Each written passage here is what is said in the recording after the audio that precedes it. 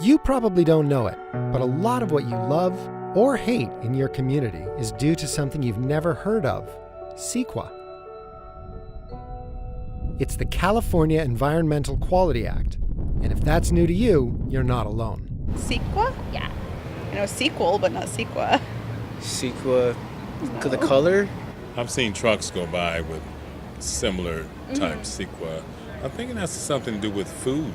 Security, I think the E is environmental, CQ quality, advisement. So why should you watch a story about a 40-year-old environmental law you've never heard of? Well, do you want less traffic in your neighborhood? More parks? Do you need more housing? How about a metro stop? Well, CEQA is the public's tool for either fighting for or against those kinds of things, big and small. It's the granddaddy of environmental laws in California. It requires review of any project that could have an impact on the environment. Because of this law, Los Angeles has bike lanes, Vernon doesn't have a trash incinerator, and the Mojave Desert still has more cacti than condos. And this is a park instead of a big box warehouse. It's a huge CEQA victory. Robert Garcia was part of a coalition that saved this land near the LA River from being developed. For him, CEQA is about a fundamental principle. Democracy, letting the people decide what they want in a space like this. Not backroom deals in City Hall and not wealthy developers in Florida telling the people what they'll have here. That's what are the values at stake when you fight for CEQA. But for all of its good intentions, it's not exactly well written, observers say. They point to exemptions and loopholes that allow developers to do end runs around the lengthy and costly review process. They can also be used to find homes for unpopular or controversial projects, like a warehouse the size of 700 football fields.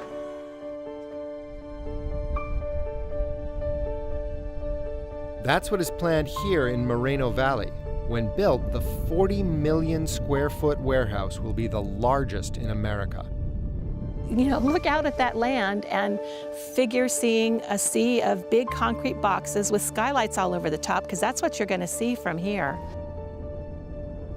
Resident Kathleen Dale is going to miss her view of the San Jacinto Mountains, and she's not clear everyone knows 14,000 trucks a day will be coming here.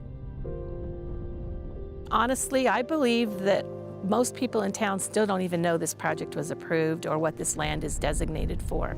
The warehouse's developer escaped a full CEQA review of traffic, pollution, and wildlife impacts by using one of those loopholes. He bankrolled a ballot initiative.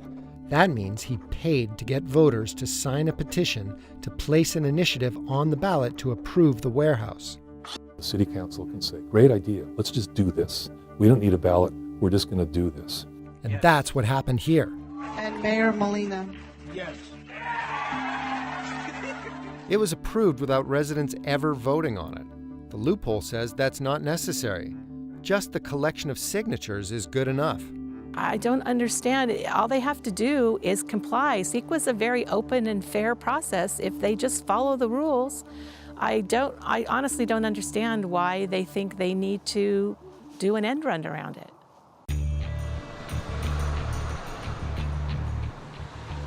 The same thing happened in Inglewood. The Rams Stadium developer used the same ballot initiative loophole. And like Moreno Valley, the city council approved the deal and cut out the voters.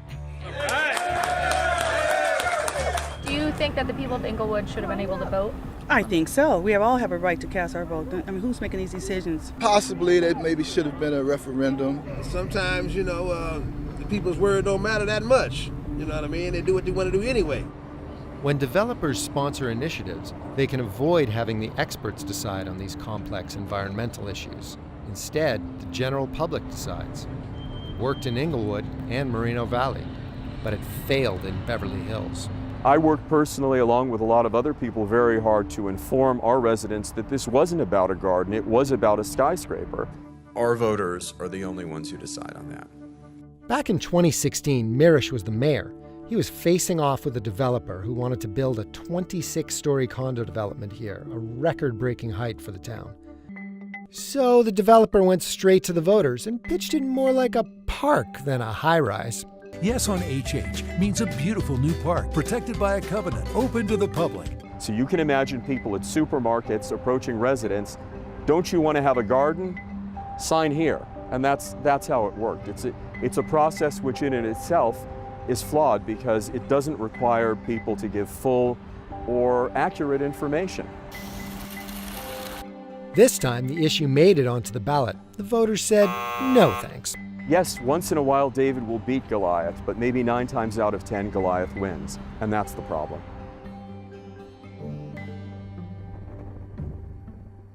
All of this raises the question, is this the way planning should work? Governor Jerry Brown says, maybe. Last year, he vetoed a bill that would have closed the CEQA loopholes. That bill was inspired by the Moreno Valley warehouse.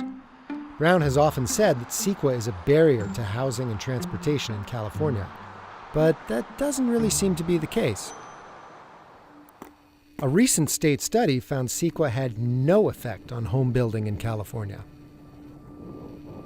So, for as much talk as there is about reforming this law, there's just as much saying leave it alone. Loved by environmentalists, hated by developers, some things may never change. But Kathleen Dale says the public can't sit on the sidelines when so much is at stake. I mean, really, you have to be engaged. That's the main thing, and you've got to hold your elected officials and your city hall accountable.